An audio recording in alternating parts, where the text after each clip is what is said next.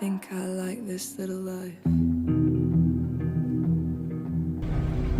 This little life. DoubleTruckn here. I Dena, think I like Sherri. this little life. And we are just a team. We partner in life, partner on the truck, and we are just out here running up and down the road for Double S Transport, contractor for FedEx Ground. And we're trying to give folks a look at what it's like out here as team drivers, women drivers on the road. Just a realistic look about what it's like. Today we want to talk about night driving and some of the challenges that you might face, some of the things you need to look at, think about when you're not driving. So what we want you to do is hit like and subscribe and stay with us through this video and comment, give us what you think, maybe some things that you think about that we may not cover in this video, so that we give us some talking ground. So stay with us as we give you some pointers on some things to think about while night driving. 1, 2, 3. So Dena is mainly our day driver and I'm mainly the night driver because I kind of like nights better than Dena does. So I'm going to talk to you about driving nights. Oh, you can't hear me? Yes, we do. Okay.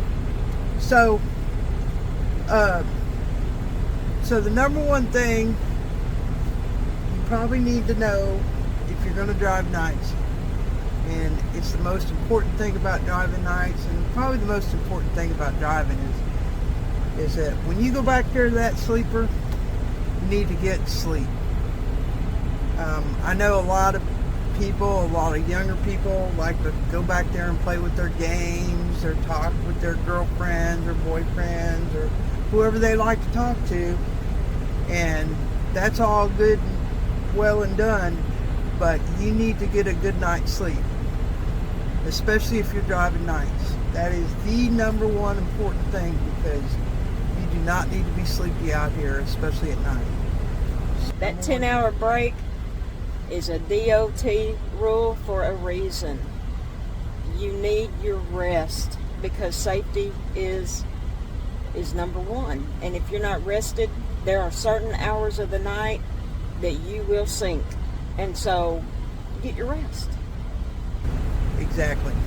So I'm going to tell you, there are 2 times in my personal belief, there's 2 times during a night shift to me is some of the most dangerous times of the night. One is at dusk and the other is at dawn, and I'll tell you why. Dusk, the light is changing and your eyes have to adjust to that light, and animals are moving. Deer are out, the animals are moving, and everybody else's eyes are adjusting to the light changing, and you have to be on your A game out here.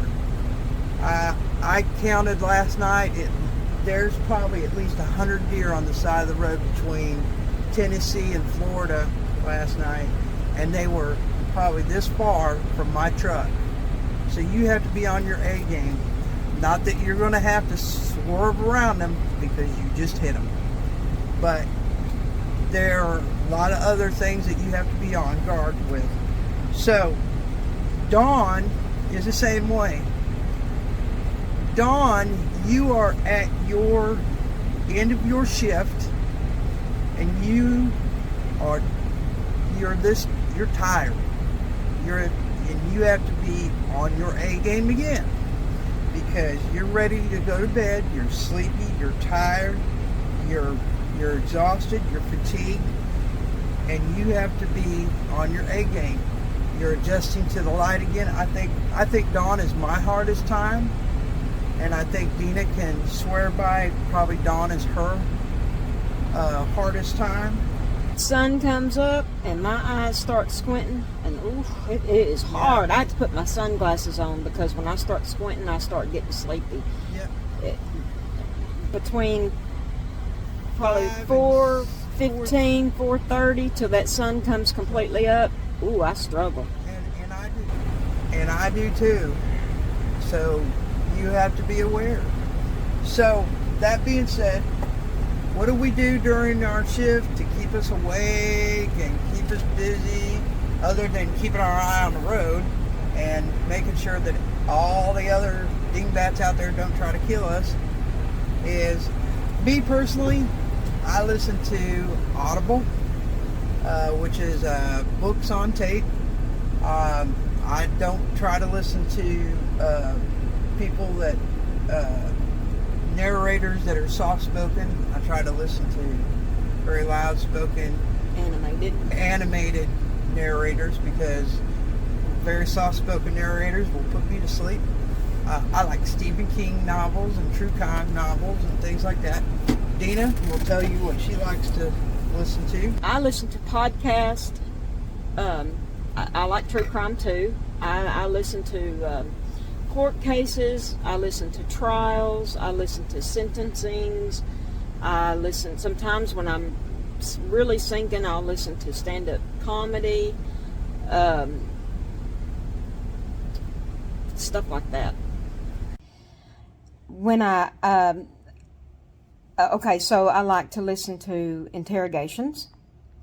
When they bring them in and they interrogate them for hours, I like to listen to those because it gets me down the road. Like, they interrogate them for 4, 5, 6 hours. So I like to listen to that. When I'm really getting tired, I will listen to those true 911 calls. And I'll be going down the road like, I'm just like, that really wakes me up. Sherry's going to be talking about what she eats or tries not to eat. If I'm really into a trial or into a podcast, I listen to Midas Touch. It's a lot of the political stuff going on, and I like that because it shows, instead of like on the corporate media stuff, they give you snippets of stuff to kind of support their platform or support their agenda. But with Midas Touch, what I like is the fact that they show a whole clip so that you can see the context in which something has been said. And I feel that I'm getting a true picture of what's going on. So anyway, I listen to a lot of the Midas Touch podcasts, and there are several different podcasts that are on there. But anyway, I'll get all involved in listening to these podcasts, or I'll get all involved in an interrogation or the 911 calls. And so what I find myself doing is eating a bag of popcorn a day, and I'm just driving down the road, just munching. So I tend to eat popcorn. I'll eat pork skins. Sometimes for something sweet, I'll eat gummies. Of course, we eat our Twinkies, but I like gummies, or like those hot tamales, or I think Sherry eats Jolly Ranchers. I do eat the grape ones because she don't like the grape. Sometimes we buy like the cantaloupe and watermelon, eat that for fruit, and eat bananas. But anyway, so that's what I do. I like the podcast. I can't listen to audiobooks. I have listened to a few. But for some reason, the humdrum of the voice and no interaction puts me to sleep. It really bores me, unless it's really something I'm engaged in.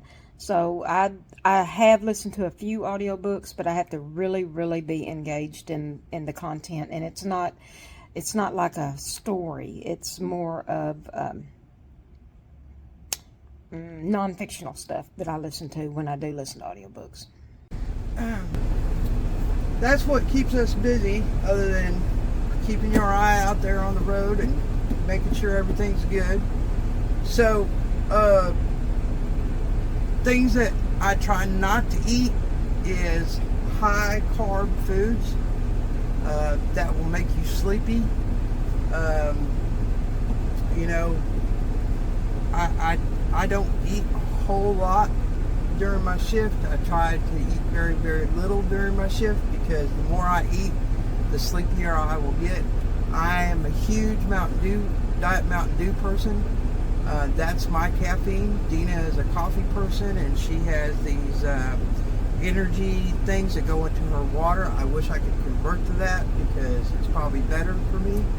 But I'm a huge Mountain Dew fan. That's my caffeine. That helps me keep up and awake.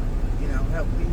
But I do drink. I try to drink at least a good amount of water at night to keep me hydrated. So what else was I going to say? It's just extremely important that you realize that night shift is a very dangerous time for you if you're not on your A game. It's dangerous during the day. The other thing I wanted to mention is that identifying drivers out there that are not on their A game. There are drivers out there that you, not only on four-wheelers, cars that are in trucks that may be either sleepy or impaired. I can identify them usually because they're hitting their brakes, they're weaving in and out of the road. I see them almost every other shift. I'll see a driver braking, And slowing down, speeding up, weaving in and out. And I'll tell you what, you want to get as far away, if you can get up to them, blinking your headlights, honking your horn at them, getting them to realize they're not doing what they're supposed to do. You know, if you can call 911 on them, get a trooper on them, get them out of there. Usually, if they're intoxicated, they're running down the road like it's a bat out of hell, or, you know, I've seen wrecks. But to me, I try to get as far away from it as possible. But they are out there and they're trying to kill you.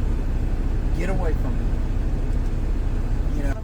Well, the thing of it is, if it's another truck driver, he's probably trying to just get to the end of his shift. He's trying to get to his other load, and he's just kind of pushing himself. So if you can flash your light, say, hey, buddy, you know, it's time to call it quits. Stop, take a nap.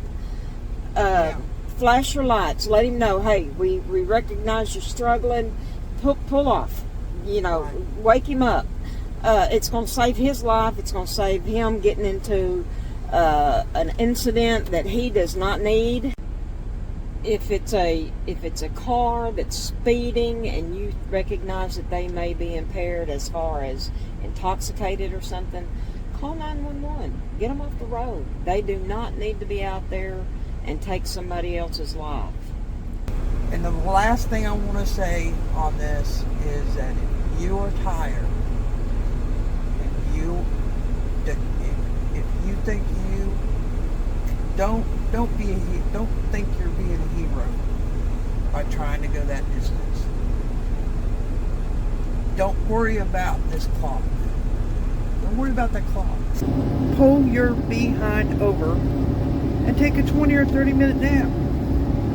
Studies have shown that if you take a 20 or 30 minute nap, it will recover you. It will recover you. And right?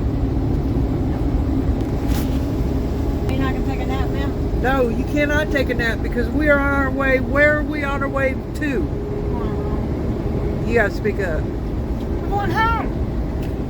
That's right. We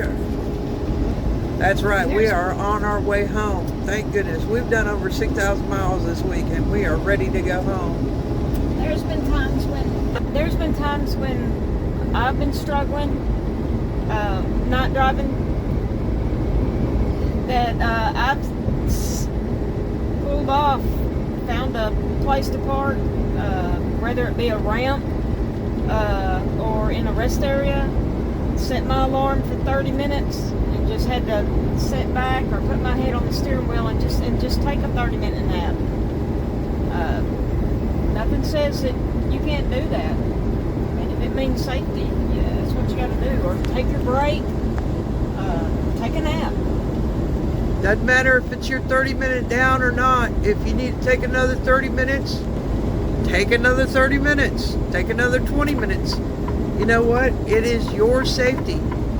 You know, if you need to be done a half an hour early or an hour early, you know, get your partner up. If their 10 hours are done, say, hey man, I gotta be done. Get out, walk around. Yep, get out, walk around. You know, do a little exercise, get a little breath. You know, whatever it takes. But you know, if you're tired, don't be behind that wheel.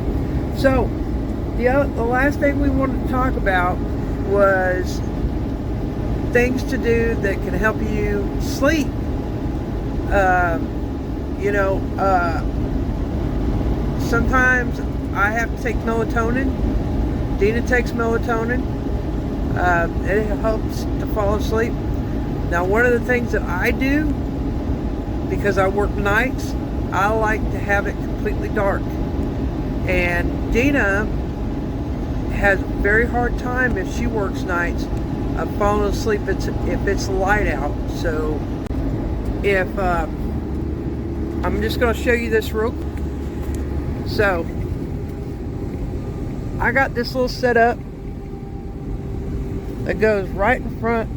Hold on just a second. Hold on. I know this looks weird. So I got this little setup that goes right in front. I know it's hard to see, but this goes right in front of the bunk. It is a blanket that I have, and it's clamped, and it goes right in front of the bunk, as you can see, and it totally blacks out the bunk. So when we have the curtains drawn, and when this is front of the bunk, it's a black blanket. I know that's hard to see. When I'm inside this bunk, I've got a fan on. This is a turbo fan. It's called a turbo. You can get it at Lowe's. And this thing is so loud, I can't hear nothing. And it's totally dark back here when I got all the lights off. So I've got this thing clamped on the top bunk, and it goes totally dark back here once these curtains are off. I know I'm moving it around, but once the curtains are closed, these are sealed and this is up. This bunk is completely dark. I mean, it's like I could probably develop film back there. Hold on. So it darkens it completely. It's like being in nighttime back there. You've been back there when that's on. So when I stop on break or whatever, if I go back there, we've got a porta potty. So if I had to stop and go back and potty, I can open the curtains and it still keeps it dark back there. The light don't wake her up. I can get in the refrigerator and get water or make a sandwich or whatever, and it don't disturb her that way.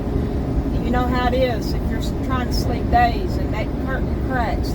It's like the light just bing, yep. It will wake you up. So that solution she came up with, it has been real helpful.